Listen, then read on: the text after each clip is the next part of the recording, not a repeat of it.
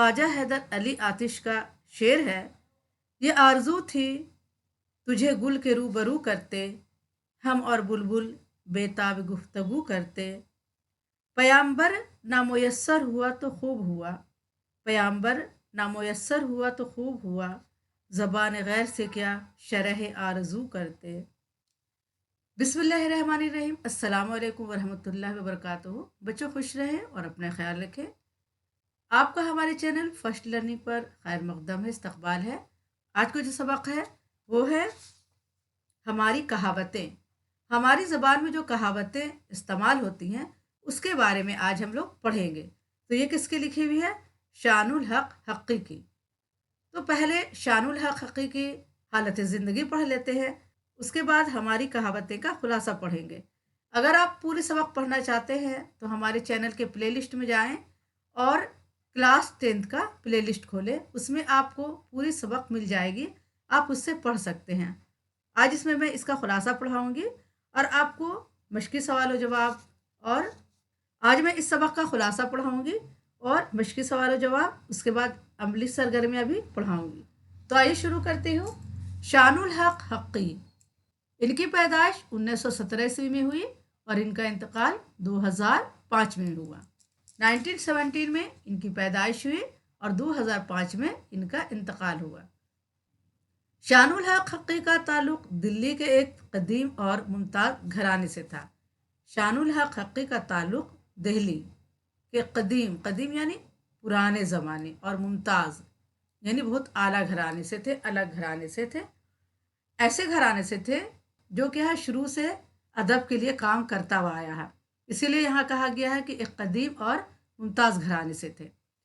इस ख़ानदान ने मुल्क में इल्म व फजल की रोशनी फैलाने में अहम किरदार अदा किया है। इनका जो ख़ानदान था, इनके ख़ानदान ने मुल्क में इल्म फजल की रोशनी फैलाने में अहम किरदार अदा किया है, यानी इल्म के लिए इन लोगों ने बहुत काम किया है। हक़ी के जुदा आला शेख अब्दुल हक मुहद्दिसी दहलवी फ़ारसी और अरबी की तकरीबन 16 किताबों के मुसन्निफ़ थे। हक़ी के जो अजदाद थे, यानी जो दादा परदादा थे, वो क्या? शेख अब्दुल हक मुहद्दिसी दहलवी फ़ारसी और अरबी के 16 किताबों के मुसन्निफ़ थे। इनके बेटे नूरुल हक भी आला पाए के मुसन्निफ़ थे, और शेख अब्दुल हक के जो बेटे थे नूरुल हक, ये भी आला पाए के मुसन्निफ़ थे। मिर्ज़ा गालिब के एक मुमताज़ शागिर्द सैफुल हक अदीब का भी इसी ख़ानदान से ताल्लुक़ था। शानुल हक हक़ी के वालिद भी बड़े आलिम थे, और शानुल हक हक़ी के जो वालिद थे वो भी बड़े आलिम थे। कदीम और जदीद उलूम पर इनकी गहरी नज़र थी। कदीम यानी पुराने उलूम पर, जदीद यानी नए उलूम पर, और उलूम इल्म की जमा। तो कदीम और जदीद यानी नई और पुरानी दोनों इल्म पर इनकी गहरी नज़र थी। वो शायरी का भी बहुत अच्छा मजाक रखते थे यानी सलीका रखते थे, शौक़ रखते थे। और वो क्या है, जो पुराने इल्म थे, जो नई इल्म थी, इन पर इनकी गहरी नज़र थी, यानी वो लोग हर चीज़ को बहुत गहराई से देखते थे, हुर्फ को गहराई से देखते थे, लिखने का तरीक़ा देखते थे, और उनको शायरी का भी बहुत सलीका था। वो शायरी भी बहुत अच्छी करते थे। उन्होंने दीवान हाफिज़ का उर्दू में तर्जुमा किया।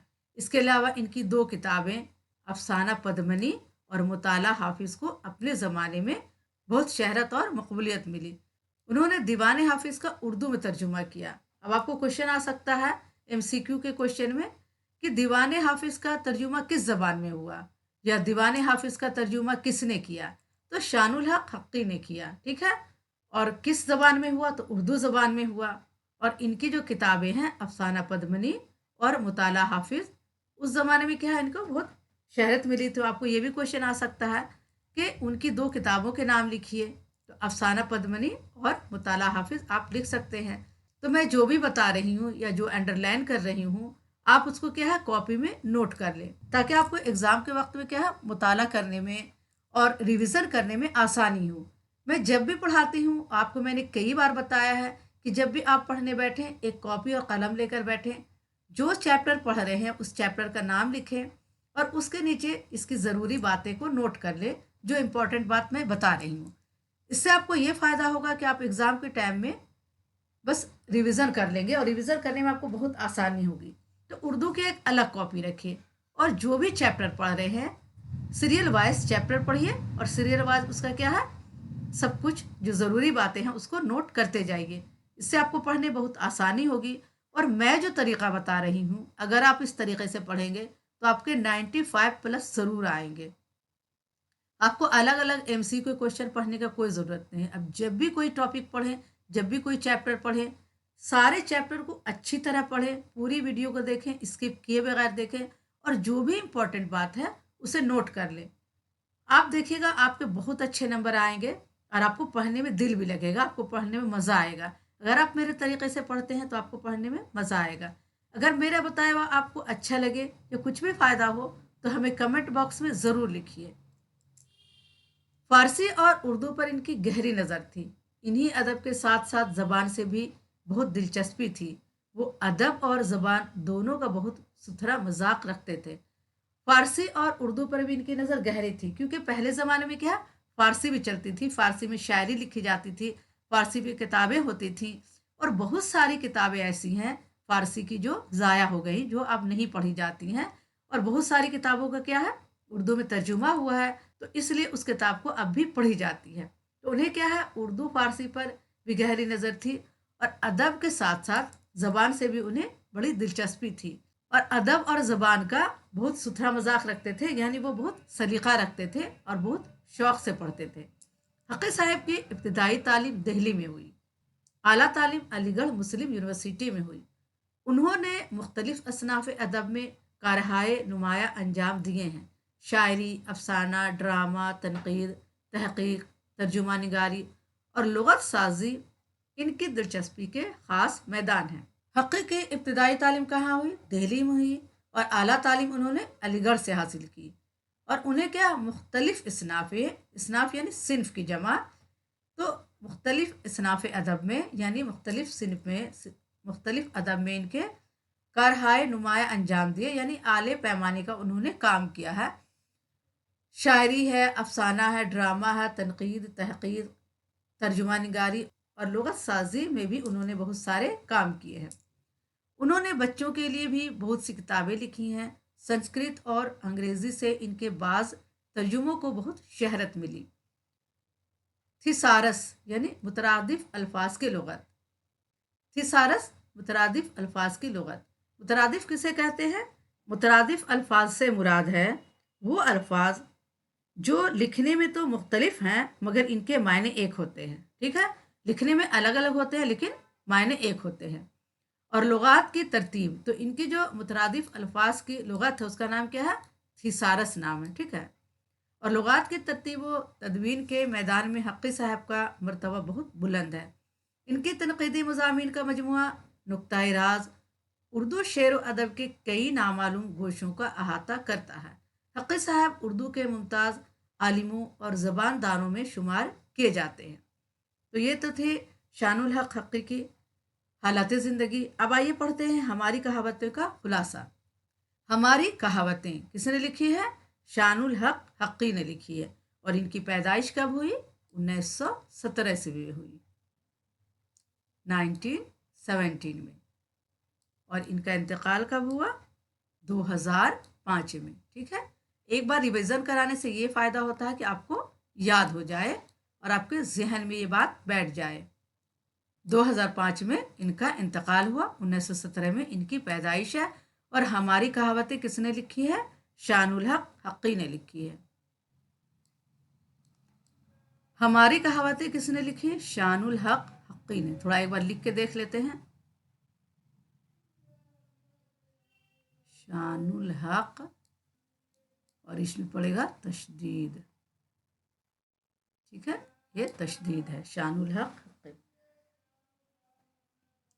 एक इंसान ही तो है जो बामायने लफ्ज़ भूलता है, इसलिए हैवान नातिक कहलाता है। ठीक है, एक इंसान ही है जो कहे बामाने लफ्ज़ बोलता है, यानी मायने वाला लफ्ज़ बोलता है, इसलिए हैवान नातिक कहलाता है। नातिक बोलते हैं बोलने वाले जानदार को, नातिक माने होता है बात करने वाला, बोलने वाला। तो इंसान क्या है, हैवान नातिक कहलाता है, यानी बोलने वाला जानदार कहलाता है। इंसान लफ्ज़ों और जुमलों के अलावा इशारों और किनायों का भी सहारा लेता है। इंसान लफ्ज़ और जुमले तो बोलता ही है, साथ साथ इशारों और किनायों का भी सहारा लेता है। इशारे यानी हाथ से इशारा करना, किनाया ने किनाया यानी जैसे भौं चढ़ाकर बात करना, कंधा उचकाना। तो इशारों और किनाए से भी काम लेता है। बात को इस्तेमाल करने का मुअस्सर तरीका कहावत या मिसल भी है, जिसे ज़रबुल मिसल कहते हैं। अच्छा, बात को जो इस्तेमाल करने का मुअस्सर तरीका यानी असरदार तरीका कहावत या मिसल भी है, यानी कहावत और मिसाल भी है, जिसे ज़रबुल मिसल कहते हैं। और आज हम लोग इसी के बारे में पढ़ेंगे। इंसान क्या है? बोलने वाला जानदार है।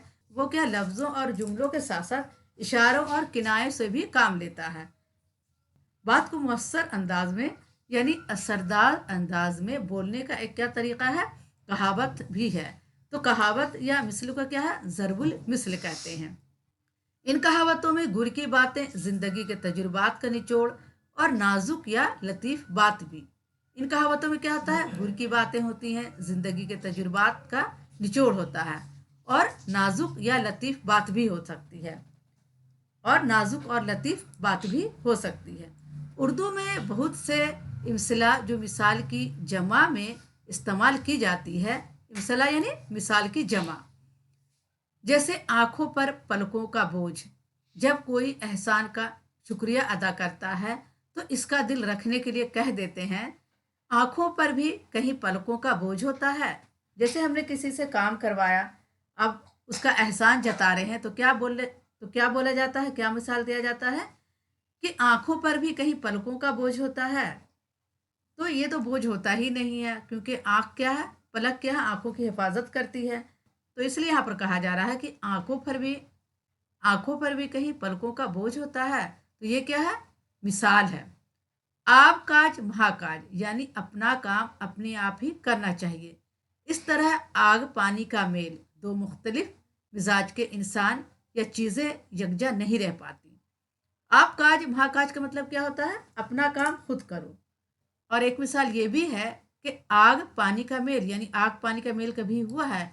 ये तो दो मुख्तलिफ चीज़ हैं। तो दो मुख्तलिफ मिजाज के इंसान या चीज़ें यकजा नहीं रह पाती। ताली एक हाथ से नहीं बजती, ये भी एक मिसाल है। मुराद यही है कि कसूरवार दोनों ही होते हैं, कोई कम कोई ज़्यादा। अगर किसी में आपस में झगड़ा होता है या बच्चे आपस में लड़ते हैं तो क्या कहा जाता है?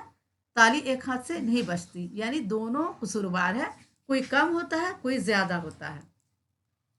भैंस के आगे बिन बजाना, ये भी एक क्या है? मिसाल है, कहावत है। ऐसे मौके पर इस्तेमाल करते हैं, ना कदरों से कदरदानी की तवक्का करना हकीकत में भैंस के आगे बिन बजाना है। भैंस के आगे बिन बजाना किस मौके पर इस्तेमाल करते हैं? जब कोई इंसान किसी चीज़ की कदर नहीं करता है, ना कदर करता है, तो उसकी क्या है? तवक्का इंसान को नहीं करना चाहिए। उसकी तवक्का करना हकीकत में क्या है? भैंस के आगे बिन बजाना है। पांचों उंगलियां एक सी नहीं होती, से मुराद यही है कि हर इंसान का अंदाज जुदा होता है। क्या मुर्गा ना होगा तो सवेरा ना होगा? ये भी एक मिसाल है कि अगर मुर्गा नहीं होगा तो सवेरा नहीं होगा, मुर्गा बाग नहीं देगा तो सवेरा नहीं होगा, ऐसा तो नहीं है। तो ये कहावत है कि किसी चीज़ को क्या है? ज़रूरत से ज़्यादा हावी नहीं करना चाहिए, या किसी चीज़ को ज़रूरत से ज़्यादा अहमियत नहीं देनी चाहिए। मुराद यही है कि किसी बात को ज़रूरत से ज़्यादा अहमियत ना दी जाए। चने चाबो या नफिरी बजा लो, यानी एक वक्त में एक काम करो। चने चाबो या नफिरी बजा लो। नफिरी कहते हैं किसी तरह के बाजे को। तो कहा जा रहा है कि या तो चना खा लो या नफिरी बजा लो, एक वक्त में एक ही काम करो। सोता सोते को नहीं जगाता, शेर की पीठ पर काठी कसना। लखतम के आगे बख्तम क्या? लखतम के आगे बख्तम क्या चीज़ है? भी ऐसी ही कहावतें हैं। आप सोता को सोते नहीं जगा, जो इंसान खुद सोया वो किसी दूसरे को क्या जगाएगा? शेर की पीठ पर काठी कसना, ये भी एक कहावत है। यानी शेर इतना खतरनाक जानवर है कि किसी की हिम्मत ही नहीं होती कि उसके पीठ पर जाके काठी कसे, यानी लकड़ी का जो सिट लगाया जाता है उसे कहा जाता है काठी कसना। लिखतम के आगे बख्तम क्या? यानी अगर कोई काम करो तो लिख लो, क्योंकि आगे इंसान क्या भूल जाता है। तो जब लिखा हुआ होता है तो कहा जाता है कि लिखतम के आगे बख्तम क्या, यानी जो चीज़ लिखी हुई है तो वो ज़्यादा सच्ची है, उसे बकने से क्या होगा। हमारी ज़बान के अल्फाज का सरमाया मुहावरात और कहावतें इसी ज़माने की यादगार हैं, जब हम आज़ाद थे। और ये कहावत कब की है? जब हम आज़ाद थे, यानी आज़ादी से पहले की ये सब कहावत है। अब हम गुलाम हैं और अंग्रेज़ी का हम पर तसल्लत है, यानी अब हम गुलाम हैं। जब ये लिखा गया है तो क्या है, हिंदुस्तान अंग्रेज़ का गुलाम था, तो यहाँ पर लिख रहे हैं राइटर कि अब हम गुलाम हैं और अंग्रेज़ी का हम पर तसल्लत है, यानी अंग्रेज़ी हुकूमत हम पर हावी है। सर सैयद ने 100 बरस पहले ये कहा था कि हमें अपनी ज़बान में साइंसी और दिगर उलूम को लाना होगा ताकि हम अंग्रेज़ों की तरह तरक्की कर सकें। वो हरगिज़ तरक्की ना कर पाते अगर हर इल्म अंग्रेज़ी के बजाय दूसरी ज़बानों में होता। सर सैयद क्या कहते थे कि हमें क्या है, साइंस को उर्दू में लाना होगा, क्योंकि अंग्रेज़ किस लिए तरक्की किया? क्योंकि वो क्या है, हर चीज़ को क्या है, हर ज़बान में लाते थे। और हम लोगों को भी क्या है, साइंस को या हर चीज़ को अपनी ज़बान में लाना होगा। जब हम अपनी ज़बान में लाएंगे, उर्दू ज़बान में लाएंगे, तभी हम पढ़ पाएंगे और तभी हम तरक्की कर पाएंगे। तो सर सैयद ने 100 बरस पहले ये कहा था कि हमें क्या है, अपनी ज़बान में साइंस को और दिगर उलूम को, यानी और जो उलूम है और सारी जो इल्म है, अपनी ज़बान में लाना होगा, तभी हम तरक्की कर सकेंगे। आइए मुश्किल सवाल जवाब देख लेते हैं। तो बच्चों, इस मौजू पर आगे बढ़ने से पहले मैं आपसे गुजारिश करूंगी कि आपने अगर हमारे चैनल को अभी तक सब्सक्राइब नहीं किया तो प्लीज़ सब्सक्राइब करें, लाइक करें और अपने दोस्तों को ये वीडियो ज़्यादा से ज़्यादा शेयर करें। सवाल एक है, कहावत या मिसल किसे कहते हैं? तो जवाब लिखेंगे, एक या चंद जुमले जो अरसा दराज से किसी खास मौके पर बार बार बोले जाते हैं और इनके अल्फाज अपने असली मायनों से हटकर कुछ और मायने देते हैं, इनको कहावत या मिसल कहते हैं। इसे ज़रबुल मिसल भी कहा जाता है। एक या चंद जुमले जो क्या पुराने ज़माने से बार बार किसी खास मौके पर बोले जा रहे हैं और इनके अल्फाज क्या अपने असली मायने से हटकर कुछ और माने दे रहे हैं, तो इन्हें कहावत कहा जाता है। ठीक है, और इसे ज़रबुल मिसल भी कहते हैं। जैसे कहते हैं, चांद सा बेटा। सवाल तो है, आप काज महाकाज, इस कहावत का मतलब अपने लफ्ज़ों में लिखिए। तो जवाब लिखेंगे, इंसान जब अपना काम करता है तो बड़ी होशियारी से करता है, क्योंकि इसको अगर अच्छे ढंग से या सही वक्त पर ना किया जाएगा तो खुद इसी इंसान को नुकसान उठाना पड़ेगा। इसलिए इंसान अपने काम में खुसूसी दिलचस्पी लेता है, जबकि दूसरा आदमी इस काम को इतने खुलूस और दयानतदारी से नहीं कर पाता।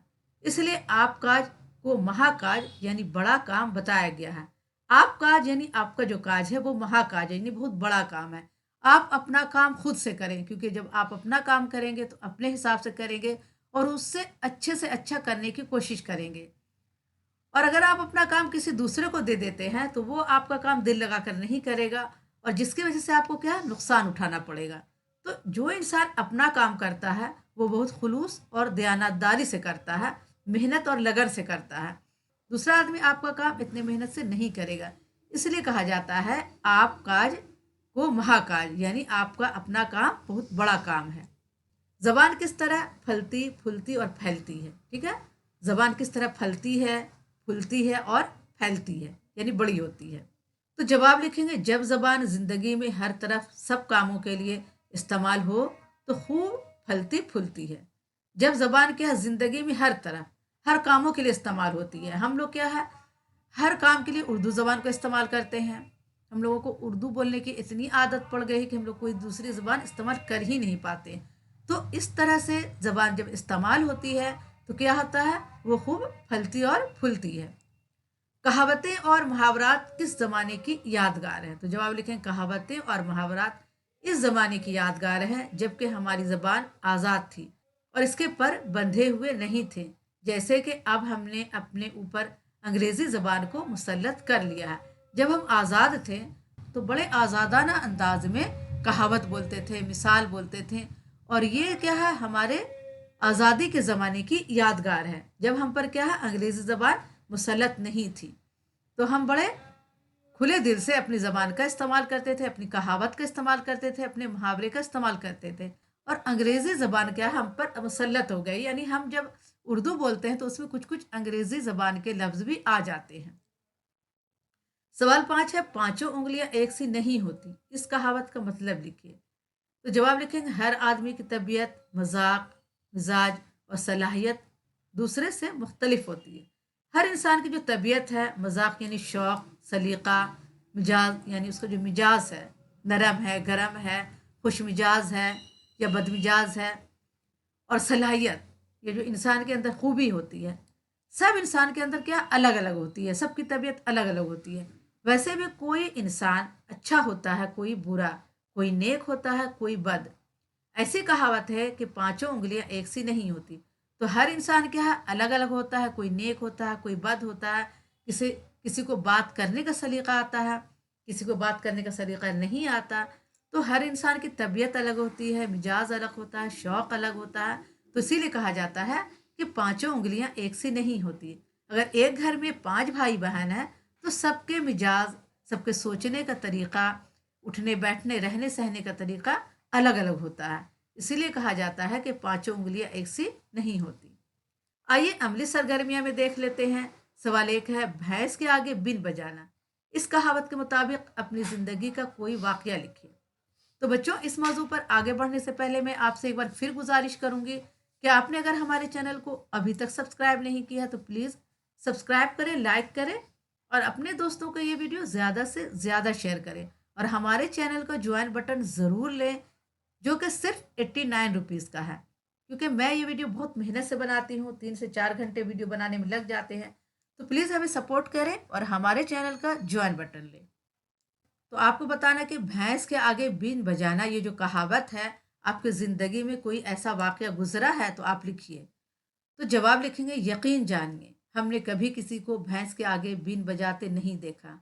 हाँ, सांप के आगे बीन बजाते हुए फिल्मों में ज़रूर देखी है। हम पूरे होशो हवास में इस बात का ऐलान करते हैं कि हमने कभी ऐसी बीन नहीं बजाई।